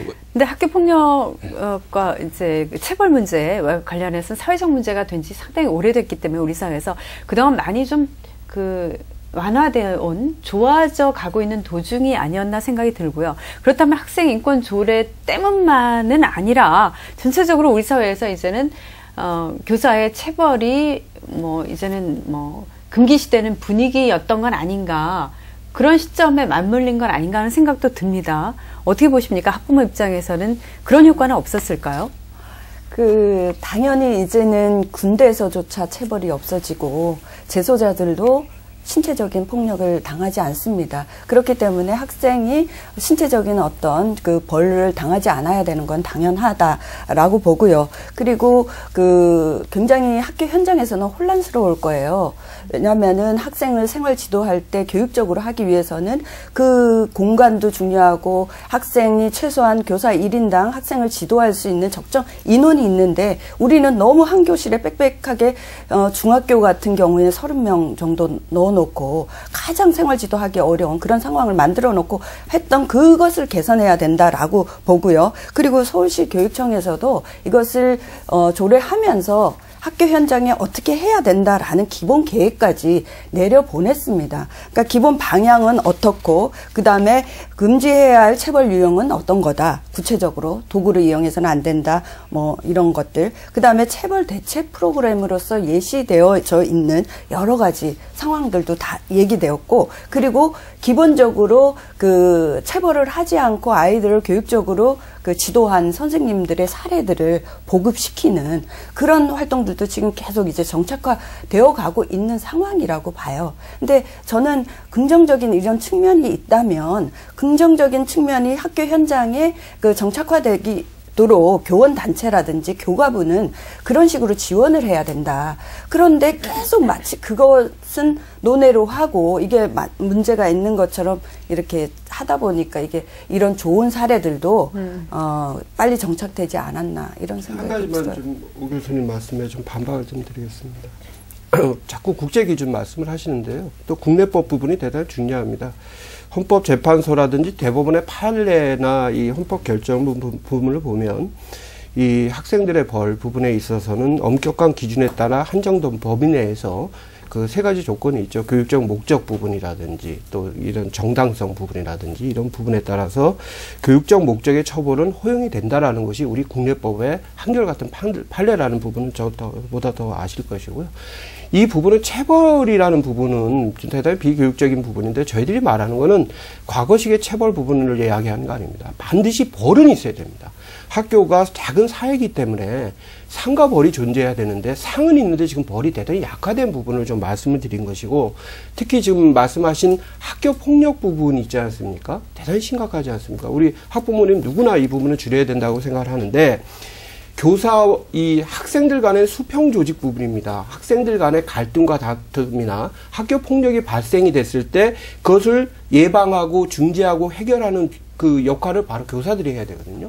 근데 그러한 부분을 접근할 수 있는 부분이 최소한의 그 교사 부분이 권위가 바로 생활지도권인데 이 학생인권 조례 부분이 대단히 그 부분을 차단하는 역할을 갖고 있기 때문에 생활지도 부분에 또 학교폭력 부분에 대한 적극적 예방자, 중재자, 활동자로서의 역할 부분이 대단히 좀 어렵다. 그래서 교사들은 정당한 교사의 생활지도권 부분 보장과 이런 벌을 줄 수 있는 권한을 줘서 다수 학생들에 대한 인권과 또 학습권 부분을 보호하자라는 부분이지 과거식의 돌아가서 뭐 신체나 도구를 위한 체벌을 주장하는 부분은 아니다 이렇게 말씀드리고 싶습니다. 그러면 학교 현장에서 요구하시는 게 꼭 학생인권 조례만으로 하는 것이 아니라 우리가 자체적으로 이런 것을 다 하겠다라고 주장하시는 그런 내용이 있을 것 같은데요. 네, 제가 지금 그 말씀을 드리려고 생각을 하고 있었는데 마침 질문을 하셨네요.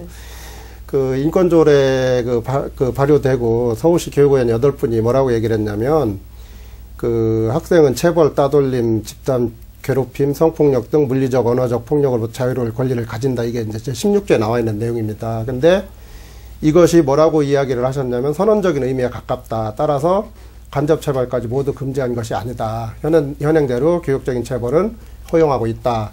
이게 이제 그분들이 얘기했던 뭐 쉽게 얘기하면 해설서입니다. 근데 저희가 학교에서 예를 들어서 학생들의 어떤 생활지도 규정을 만들 때 또 학교 규칙을 만들 때 뭐 간접적인 체벌을 할 수 있다라든가 또는 그 인권조례에서 얘기하는 거에 대한 하위 내용을 인권조례와 조금 상충되게 이렇게 만들면 그 비난을 학교에서 감당해낼 수가 없는 거죠. 제 논의를 해야 된다. 뭐 교육청에는 감사를 해야 된다. 왜 인권조례에 그 상충되는 부분 만들었느냐 이렇게 되거든요. 근데 저희가 생각할 때는 아까 또 회장님도 뭐 학부모 회장님도 말씀을 하셨지만 학생과 학부모, 교사, 교육의 3주체들이 모여서 합의가 이루어졌다. 그러면 그거를 만든 다음에 학생들이 지키도록 노력을 해야 되는 게 학교에서 할 일이거든요. 그렇잖아요.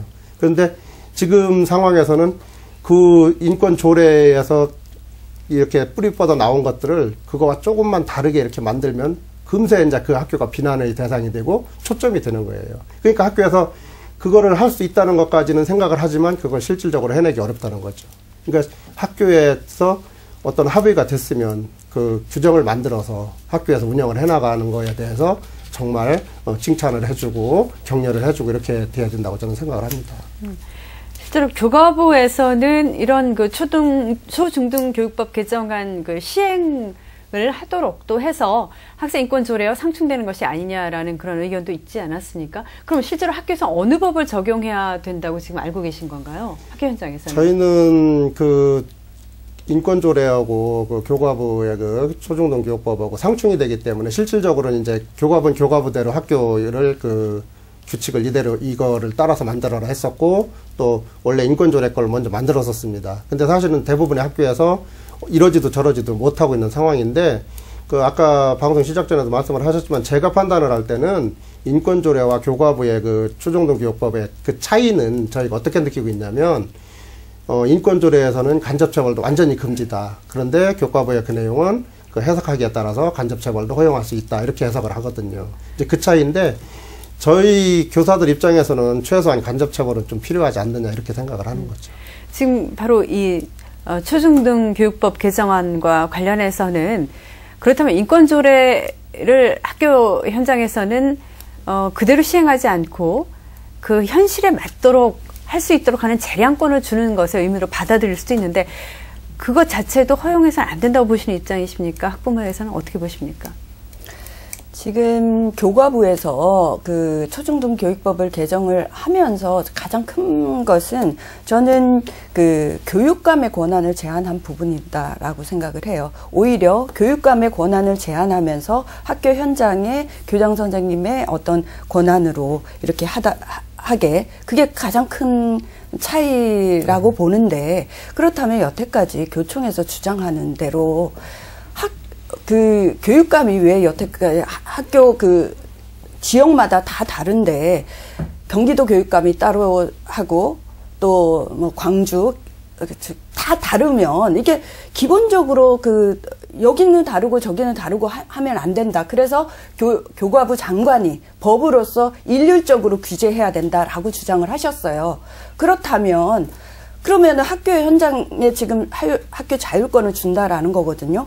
학교 어떤 현장에서는 교장 선생님이 굉장히 나는 아이들을 그냥 간접체벌을 강하게 할 거야. 라고 해서 거기서 그런 규정을 만들었어요. 그러면 또 다른 학교에서는 더 약간 우리는 학생 인권 조례 정신에 맞게 이렇게 하겠다라고 했을 때는 그 어떤 것이 그러면 작은 단위에서의 그런 또 차이는 어떻게 말씀하실 건가요? 저는 그렇기 때문에 이것은 뭐 큰 차이는 아니다라고 보고 정치적으로 좀 접근을 하지 않았으면 좋겠다. 저는 만약에 진보 교육감의 어떤 학생 인권 조례가 학생의 기본적인 인권 의식을 개선하기 위해서 기본적인 바탕이다라고 한다면 저는 이 부분에서 좀 동의를 하고 큰 차이는 아니다라고 보거든요. 그래서 우리 아이들 입장에서 기본적으로 학생 인권이 존중되고 서로의 그 인권 의식이 올라가는 그런 현상을 만드는데 저는 교과부나 교총이나 교원단체에서 주장을 해야 된다. 그리고 그것을 지원해야 된다라고 생각을 합니다. 참고 삼아 다시 말씀드리면 교과부에서는 이 학생 인권 조례를 반대하면서 네. 초중등 교육법 개정을 만들어서 이제 각 학교에 재량권을 준 것이죠. 뭐 간접체벌을 포함한. 그런데 이러한 그 서로 다른 그 법의 적용을 둘러싸고 더 논란이 가열되고 있는데 실제로 교과부가 학생 인권조례 공포 후에 대법원에 무효 확인 소송까지 낸 바 있습니다. 그렇다면 도대체 이 법률적으로 볼 때 이 부분을 어떻게 학교에서 받아들이는 게 옳겠습니까? 지금 현 시점에서. 사실은 이제 법을 해석을 둘러싸고는 여러 가지 논란이 있을 수밖에 없는데요. 네. 체벌에 대해서 정확하게 이제 교과부가 개정한 시행령 조항을 한번 체벌에 관련된 것만 읽어드리면 학교의 장애에게 학칙으로 정하는 바에 의해서 훈육, 훈계 등의 방법으로 지도를 하되 도구, 신체 등을 이용하여 학생의 신체에 고통을 가하는 방법을 사용해서는 안 된다. 그러니까 흔히 말하는 어떻게 보면 직접 고통을 가하는 방법은 해서 안 된다라고 하는 거죠. 그런데 이걸 역으로 그럼 해석을 해서 그러면 간접적으로는 가능하지 않느냐 이렇게 이제 얘기가 그 연결이 되는 거거든요. 근데 그런 해석이 과연 타당한 것인지 이제 이런 문제에 대해서 우리가 좀 생각을 해봐야 된다는 거죠. 그렇다고 한다면 어쨌든 간에 이 의미는 과거에 행하던 직접 체벌이 안 된다라고 하는 것에서 일단 모두가 합의를 하고 그러면 간접 체벌의 문제는 어떤 것인지에 대한 문제는 이제 조례를 통해서도 제시할 수도 있고 또 그것이 설령 학교에서 이대로 조례가 정한 대로 따르지 않는 경우에 있어서는 그렇다라고 한다면 학교의 입장에서는 왜 이제 그런 것이 그럼 필요한지 이런 간접 체벌이라고 얘기될 수 있는 것들이 정말 불가피한지에 대한 얘기들을 풀어나가는 거죠. 학생 인권의 관점에서 풀어나가면 될 문제가 아닌가 이렇게 생각을 합니다. 이 문제가 이제 하나가 그 대법원에다가 문제 제기한 교과부가 있고요. 또 하나가 이제 아까 약간 언급을 하셨지만 이제 성적인 차별, 네. 성적인 지향에 의한 차별 금지에서 왜 성적인 차별을 집어넣느냐. 이거는 아까 이제 국제 기준을 자꾸 얘기하지 말라고 말씀하시는데 우리나라가 가입하고 비준하는 것들은 법률과 같은 효력이 있는 거거든요. 헌법에 의해서요. 그렇기 때문에 당연히 우리가 지켜야 될 의무가 발생하는 거고요. 그리고 이미 법률 단위에서 국가인권위원회 법에 따르게 되면 성적인 지향을 포함을 해서 차별은 금지가 된다라고 보고 있는 거죠. 그러니까 이거는 하나의 예시적인 것이기 때문에 조례든 법이든 이러이러한 사유에서 차별하지 말라고 했을 때 거기에 들어가면 차별 금지가 되고 들어가지 않으면 차별해도 된다라는 의미가 아닌 거죠. 그러니까 지금 그러면 역으로 이제 질문을 드려보면 그러면 성적인 어쨌든 지향성이 다른 학생이 이제 있는 경우죠. 이건 있는 사실이지 않습니까? 그런 사실이 있는 학생에 대해서 차별하지 말라는 것에 대해서 만약에 반대를 하신다고 한다면 어떻게 차별해야 된다고 생각을 하시는 건지 그리고 차별하지 말라라고 하는 것의 의미하고 어떤 행위를 하라라고 하는 건 다른 거죠. 의무를 지우는 게 아니고 이미 그러한 지향성을 가지고 있는 사람들을 차별해서는 안 된다라고 하는 것이 보편적인 규범으로 얘기가 되고 있는 이제 그런 점이라고 얘기할 수 있겠습니다. 그 이외에도 뭐 집회 자유 부분이라든지 아니면 충분히 의견을 수정하지 않았다는 얘기를 이제 얘기를 하고 있는데요. 이런 것들은 우리 지방자치법에 보면 정말 이게 법령에 위반된 사항인지가 상당히 모호하기 때문에 법원의 판단을 기다려 봐야 되기는 하겠지만 이제 이런 걸 가지고 교과부가 뭔가 학생인권이라고 하는 관점에서 무엇을 해야 되는지에 대한 고민을 하기 전에 이렇게 자꾸 교육청에 이런 하는 일들에 대해서 어쨌든 법적으로 모호한 부분들을 자꾸 이렇게 문제를 제기하는 것 자체가 좀 그런 문제가 있다 이렇게 보고 제가 좀 말씀드릴게요. 일단은 뭐 시행령하고 그 조례하고의 법적 관계를 보시면 일단 우리나라는 이제 법치 국가니까요. 상위법 우선의 법 원칙 부분은 분명히 좀 지켜져야 된다는 부분이고요. 우리나라 또 연방 국가가 아닙니다. 우리나라는 단일 국가로서 국가적인 기준 부분, 모든 학생과 또 국가 공무원인 교원들의 기준 부분을 법이나 그런 부분을 통해서 어떤 통일성 부분을 가져야 되는데 다만 아까 장 회장님 말씀하셨듯이 2008년도에 학교 자율화 조치를 정부에서 발표할 때 저희 교총은 대단히 환영을 하고 찬성을 했습니다. 반면에 반대를 하셨지 않습니까? 전교조를 비롯해서. 결국에는 교육감 권한을 내냐 학교 자치를 넘겨준다는 부분은 비대신 머리에 있는 권한을 몸통인 교육감에 준다는 게 아닙니다. 궁극적 목표는 손발이 자유롭게 움직일 수 있도록 학교 단위에 학교 자치를 주겠다는 게 이 제도의 목표였을 때 저희들은 찬성을 했던 부분을 좀 분명히 말씀드리고요. 또 아까 지금 저기 성적인 지향 부분에 대해서 말씀을 하시니까 좀 말씀드리는데 타고나면서 있는 아이들 저희들 차별하자라고 주장한 건 아닙니다. 다만 교육적인 측면에서 대다수 아이들 부분에 대해서 가장 필요한 건 올바른 성교육 아닙니까? 그리고 또 이런 부분에 대해서 또 타고나지 않은 아이들 부분이 나쁜 영향을 받아서 그렇게 변하지 않도록 교육하는 건 학교 현장에 당연한 바람이고 학부모가 교사들한테 바라는 것일 것입니다. 근데 이런 부분이 굳이 조례에다 해가지고 오히려 이런 걸 조장을 하고 이런 거 해도 아무런 그 문제가 안 된다는 부분에 대한 인식을 확산할 수 있다라는 우려를 저희들이 제기하는 부분인 것이고요. 주장한다는 말은 제가 전혀 그렇게 말씀드리지 않았고요. 또 지금 말씀하신 것 자체가 사실은 인권에 대해서 어느 정도 이해하시고 있다라고 말씀하셨지만 인권에 대한 이해가 전혀 없으신 거잖아요. 아니, 전혀라는 부분은 특정한 아니고요. 성적인 지향에 대해서 상당히 지금 상당히 다르신 식으로 표현을 좀 하셨거든요. 그리고 학생들에게 올바른, 그러니까 학생들에 대해서 어디까지 중립적이어야 되는 입장을 가지시는 게 옳은 거, 인권의 관점인 것인지 특정한 성적 지향에 대해서 이렇게 좀 좋지 않다, 아이들에게 나쁜 영향을 미친다라고 하는 이미 가치 판단에 들어가는 근데 저는 있으신 그렇게 거죠. 생각을 하지 않은 게요. 우리가 배움과 가르침이 있습니다. 학생들은 배우죠. 또 선생님은 가르칩니다. 학부모에게 부여된 우리 권리입니다. 학생들이 특히 미성숙한 아이들이 판단한 부분이나 또 그런 부분에 대해서 잘못된 길을 갈 때 눈물을 흘리면서 쫓아가서 그걸 바로 잡아주는 게 바로 교사의 역할하고 책무 아니겠습니까? 그래서 그 부분에 대해서 아이들 부분에 대한 가치 판단적인 측면만 놔두면 그게 방종이 될 수가 있다는 거죠. 그래서 아이들이 이런 부분에 대한 가치적 혼란이 있었을 때 어느 것이 올바르다라고 하는 부분에 대한 교육을 해야 되는 것은 교사의 의무다. 종교도 그렇지만 이 문제는 오히려 교육이라고 하는 관점에서도 인권이라는 관점을 들어오지 않아도 교육이라는 관점에서도 상당히 중립적으로 접근해야 될 문제인 거잖아요. 근데 이미 지금 가치 판단을 전제를 하시고 특정한 어쨌든 지향성을 가지고 지금 말씀하시기 때문에 저는 기본적으로 그거는 인권적인 관점이 아니라는 거죠. 그리고 차별 금지의 의미가 어떻게 조장이 되겠습니까? 차별하지 말자라고 하는 것이지 그것 자체가 특정 성적 지향을 옹호한다거나 그렇다고 해서 그걸 내가 어쨌든 지향한다거나 하는 문제는 다른 문제인 거죠. 다른 차원의 문제이기 때문에 그거를 일단은 가치 중립적으로 접근을 해야 된다라고 하는 말씀을 드리고 싶습니다. 저희도 가치 중립적인 판단을 하고 있고요. 대다수 근데 말씀은 그렇게 안 하셨으니까 지금 학생들에게 좋지 않다, 나쁘다 이런 식의 어떤 선입견을 가지고 말씀하시니까. 오 교수님의 말씀은 아주 보편적인 인권의 개념에서 정말 가치 중립적으로 그 뭐 성적 지향성 같은 것을 받아들이면 되는데 이미 우리 사회에 보편적이죠. 우리 사회에서는 보편적으로 성적 지향에 대해서 어떤 쪽이 옳다고 하는 가치관을 갖고 있는 부분으로 받아들이는 것을 염려하신 건데 실제 또 현실적으로는 여기에 반발하는 학부모나 또 많은 생각이 다른 분들도 계시려 생각을 합니다. 근데 문제는 다만 이런 것이 그 인권조례로 나타났는데 그 이후에 교과부에서 반대하면서 또 초중등 교육법을 개정하고 시행령을 내림으로써 두 가지를 혼란스럽게 만든, 두 가지 때문에 더 혼란스러워진 교육 현장의 문제입니다. 과연 그렇다면, 아까 상위법의 개념도 얘기하셨는데, 상위법 이러면 틀림없이 그 초중등 교육법이 더 상위의 개념인 거죠. 그걸 따라야 된다고, 따를 수 있다고 보는 거죠. 받아들인 입장에서는. 네. 그럼 도대체 왜 이런 그 혼란을 미리 예견하지 못하고 성급하게 인권조례를 발효한 것인가 하는 생각도 또 해볼 수가 있을 것 같습니다. 그런 부분에서는 어떻게 보십니까? 시기적으로 많은 준비가 돼 있었던 건가요? 아니면 정말 이런 걸 예견 안 하신 건가요? 어떻게 되신 겁니까?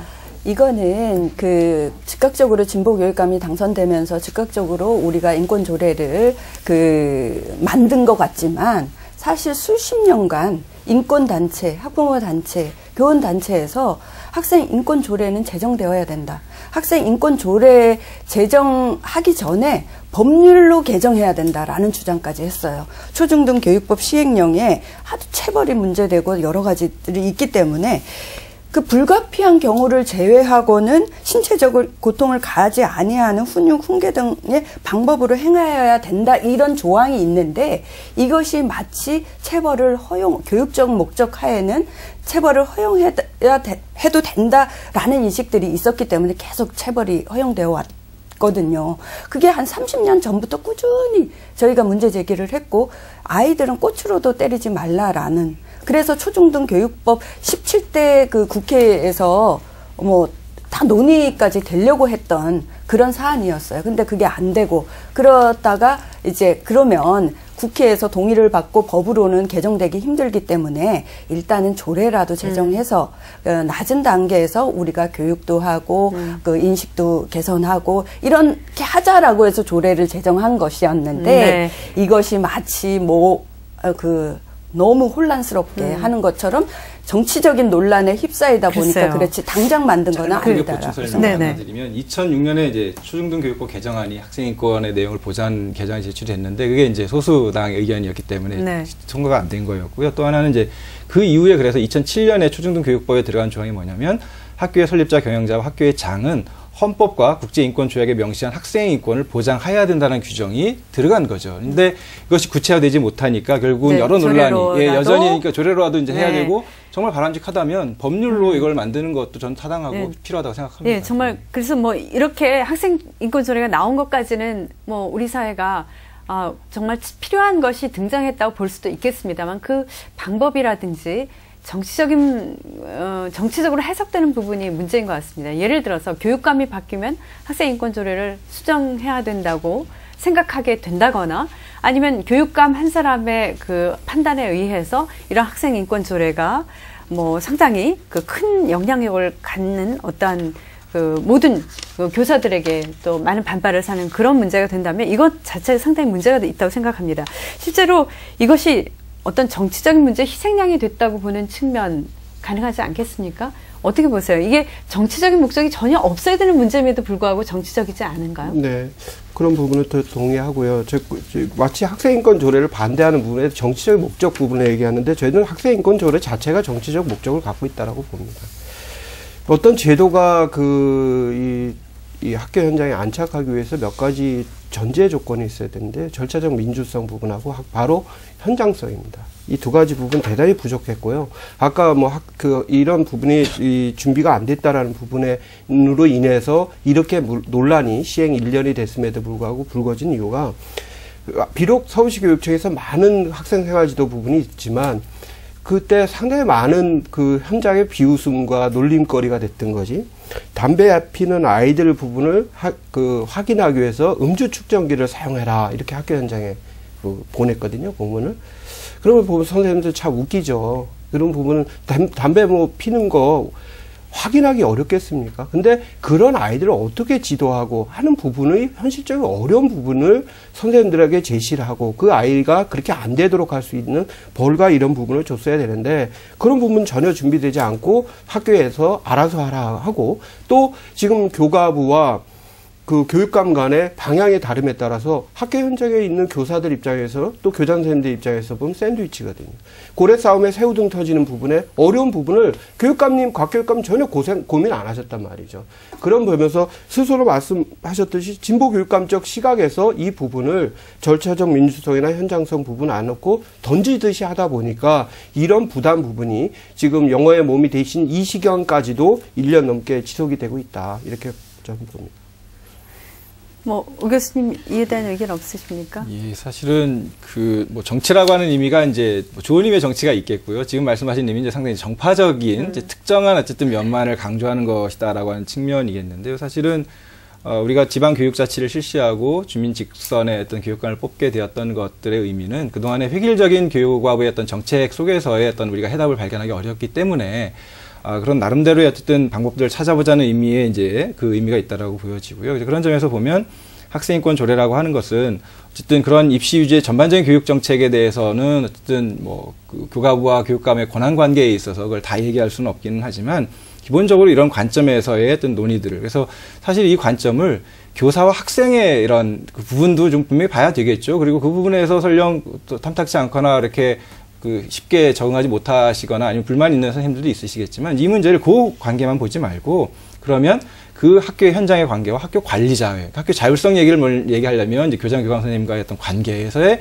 민주적인 의사 구조는 어떤지 또는 교육청에서 일방적으로 공문으로 지시하는 문제에 대해서 오히려 학교의 자율성을 보장하기 위해서 학생의 인권의 관점에서 선생님들이 오히려 교육청에 대해서 지나친 개입에 대해서 문제 제기를 할 수는 없는 건지 또는 교육청 단위에서 지역에서 논의된 것들을 가지고 전국적인 교가부나 중앙정부 차원에 대해서 문제를 제기할 수는 없는 건지 좀 이런 관점에서 좀 상생하고 이 논의를 가지고 설령 문제가 있다라고 인정을 하는 경우에도 확장할 수 있는 그래서 정말 학교의 현장을 어떻게 지원을 받아야 되는지에 대한 문제로 논의를 확산시켰다라고 한다면 저는 이 문제가 두발 체벌의 문제에 한정되지 않고 정말 교육이라고 하는 것이 무엇이고 그걸 환경 조성을 하기 위해서 우리는 무엇을 해야 되는지 지금의 입시 제도 아래에서 왜 아이들이 그렇게 많이 자살을 하고 설령 대학까지 가더라도 취업이 안 되는 이런 사회적 문제에는 어떤 것이 있는지 그러니까 문제의 원인들을 다양한 곳에서 좀 찾아보고 학생인권 조례가 그런 거기에 대해서 어떤 기여를 이건 시작이지 끝이 아니라고 하는 거죠. 그런 의미에서 보면 이걸 출발점으로 삼는 계기로 삼았으면 좋겠는데 이제 그렇지 않고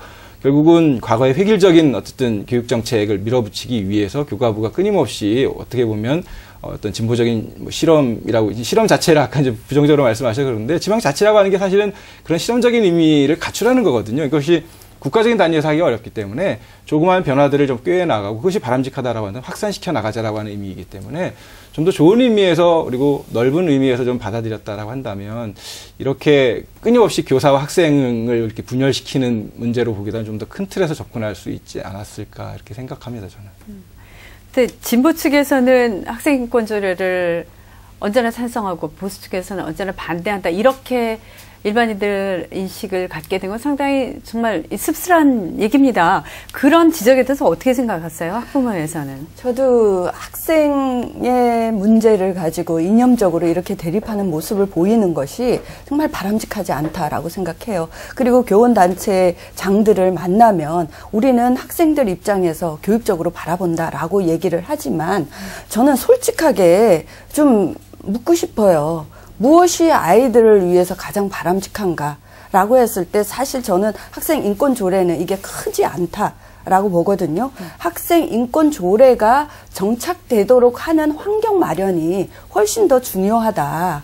그렇다면 교총이나 교가부나 교원단체에서 주장을 할 때는 저는 지금 현장이 어려우니까 학생인권 조례가 지금 이게 정착화되지 않고 혼란스럽다. 대드는 아이, 생활지도 어렵다라고 얘기하시잖아요. 그렇다면 그것을 반대할 것이 아니라 그러면 학생인권, 기본적인 인권 정신이 학교에 정착되면 교사도 진정한 권위를 인정받을 수 있다라고 생각해요.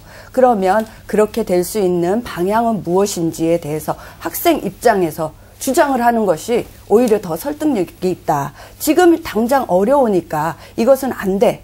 니네 진보는 왜 계속 이런 식으로만 주장하느냐라는 그런 딴지 걸기식의 어떤 행위는 좀 자제했으면 좋겠다. 교가부의 형태가 저는 지난 5년간 다 그렇게 됐다라고 생각을 합니다. 저희들이 딴지 거는 건 아니고요. 학교 현장의 어려움, 아까도 분명히 말씀드렸지 않습니까? 교사의 존재 이유는 학생들을 위해 있다고요.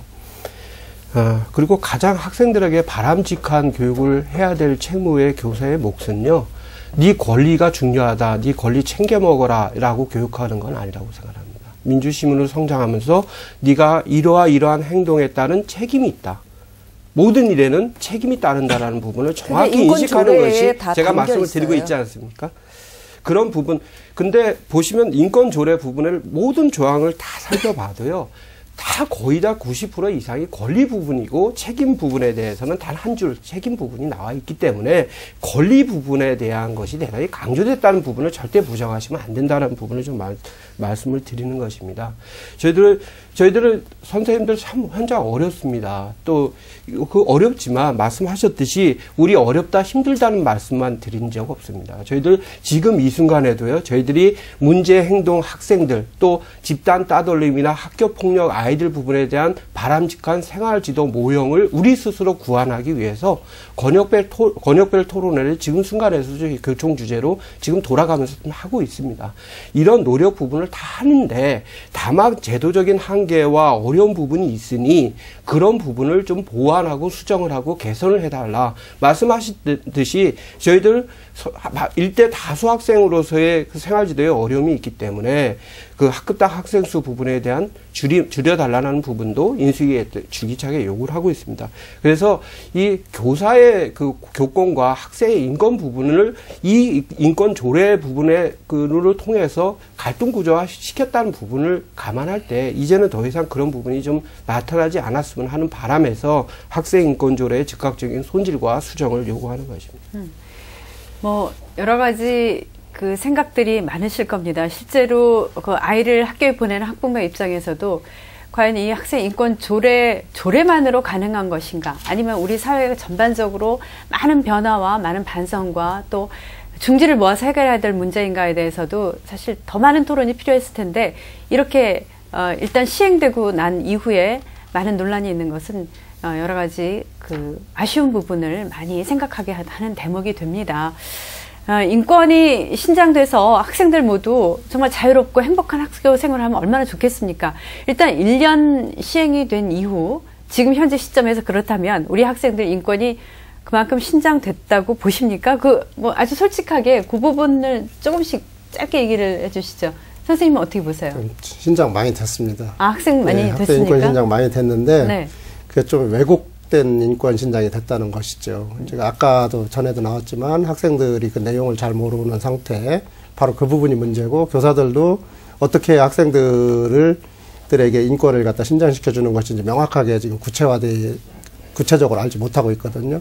그런 상황에서 지금 이제 학생들한테는 많이 자유로워졌다는 것은 이제 제가 간접적으로 볼 때 인권이 많이 신장됐다. 많이 됐다. 그러면 학부모, 참부모 학부모에서는 네. 어떻게 보세요? 인권이 신장되었다라는 것은 아까 선생님이 왜곡된 인권 신장이다라는 부분인데 그것은 인권 신장이 된 것이 아니죠. 그것은 왜곡되었다라는 것은 바로 인권을 인식하지 못했다라는 것이고 저는 아직도 너무 부족하다라고 생각을 해요. 네, 너무나 의식 자체가 부족하다. 예. 어른과 학생과 학부모가 인권 의식이 너무 부족하다라고 생각합니다. 그 부족한 부분들이 과연 어디에 원인이 있다고 생각을 하십니까? 저는 그 부분이 아까도 말씀드렸지만 이게 너무 빨리 급진적으로 이루어진 거잖아요. 아까 뭐 정치적인 게 없다고 말씀을 하셨지만 진보 교육감이 들어오면 급물살을 턴 거 틀림없잖아요.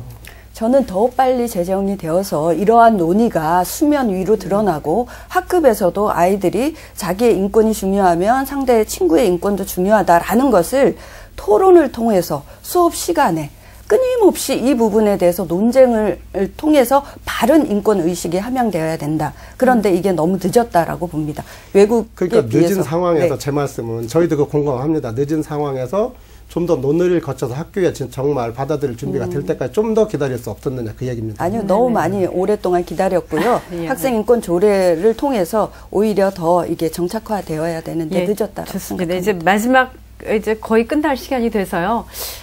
잠깐씩만 말씀을 듣겠습니다. 교사 그리고 학생 모두가 행복할 수 있는 뭐 인권조례 그리고 교권 확립이 같이 이루어질 수 있는 방법 없겠습니까? 이창희 선생님부터 네. 해주시죠. 저는 그 인권조례가 사실은 그 인권의 주체가 교육청도 아니고 의회도 아닙니다. 사실은 학교에서 학생과 교사가 가장 밀접하고 거기에 이제 그 교육의 3주체로서 이제 학부모까지 포함이 돼야 되는데 지금처럼 이제 서로가 그 진보 보수의 대결로 이렇게 변질되거나 하는 것은 옳지 않다고 생각을 하고요.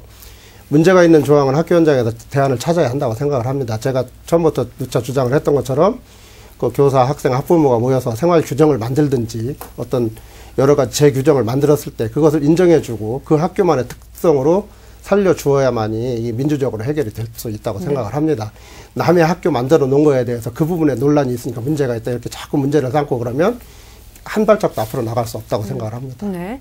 자율권에 대한 얘기가 되겠고요. 장은숙 선생님. 네. 가장 중요한 것은 학생이다. 학생이 주체로 서야 된다. 그런데 그 주체로 설 수 있는 그런 인간으로 성장을 하려면 저는 인권 이 부분에 대해서 그 학교에서 기본적으로 그 교육을 해야 된다. 그런데 교육을 할 주체가 너무 없다라고 생각이 들어요. 그래서 학생 인권 조례를 통해서 이 인권 의식을 배워가는데 학생들이 큰 그 하나의 그 조례를 통해서 그 의식을 개선할 수 있다라고 생각이 들기 때문에 그 학생 인권 조례에 대한 기본적인 내용이라든지 방향이라든지 그리고 권리 주체로서의 그 어떤 자세를 가져야 되는지 이런 부분들을 아이들이 교육받을 기회가 있었으면 좋겠습니다. 더 많은 기회가 제공돼야 한다. 네. 그리고 김동숙 대변인께서는 네, 학생 인권을 위해서 교직사의 노력 부분은 계속 할 겁니다.